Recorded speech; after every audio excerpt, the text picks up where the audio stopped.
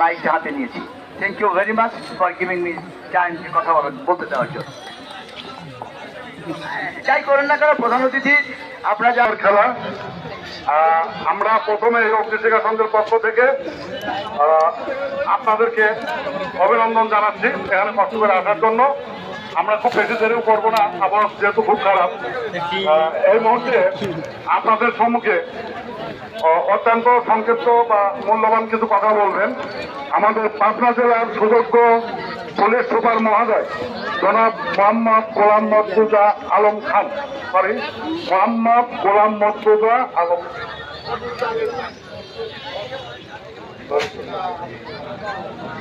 মাফ করবেন, নামটা ভুল হয়ে গেছে।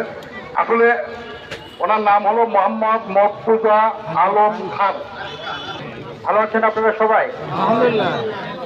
খুব ভালো একটা খেলা হয়েছে, যদিও আমি পুরো খেলা উপভোগ করতে পারিনি, কারণ আমার ধারণা ছিল যে আমি খুব তাড়াতাড়ি আসতে পারবো। এমনি যে বৃষ্টি ছিল, পাবনাতে আমার কিছু সরকারি কাজও ছিল, তা আমি স্বাভাবিকভাবে অন্য সময় ফরিদপুরে যে সময়ে আসি ধারণা করেছিলাম কাজটি হয়তো একটু বেশি সময় লাগবে, হয়তো থানা থেকে একটু দূরে হবে।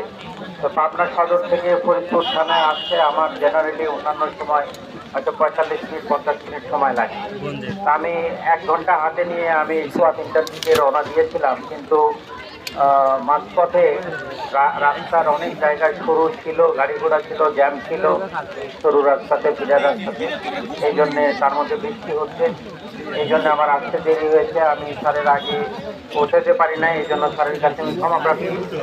আমাকে বলা হয়েছিল যে খেলা একটু হিসাবে আমি সেই রকম সময় হাতে নিয়ে রওনা দিয়েছি, কিন্তু বৃষ্টি বা অন্যান্য কারণে আমি যথাসময় পৌঁছাতে পারি নাই। আর স্যার যে কথাটা বলেছেন যে বদান্যতার পরিচয় দিয়েছেন, আমি আসলে লজ্জিত। স্যারের তুলনায় আমি অত্যন্ত ছোট একজন মানুষ।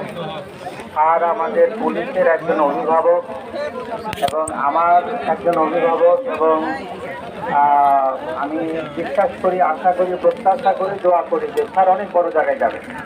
স্যার বিগত সরকারের সময়ে স্যার অত্যন্ত নিগ্রহণ, নির্যাতন, নিপীড়ন, দমনের শিকার হয়েছেন।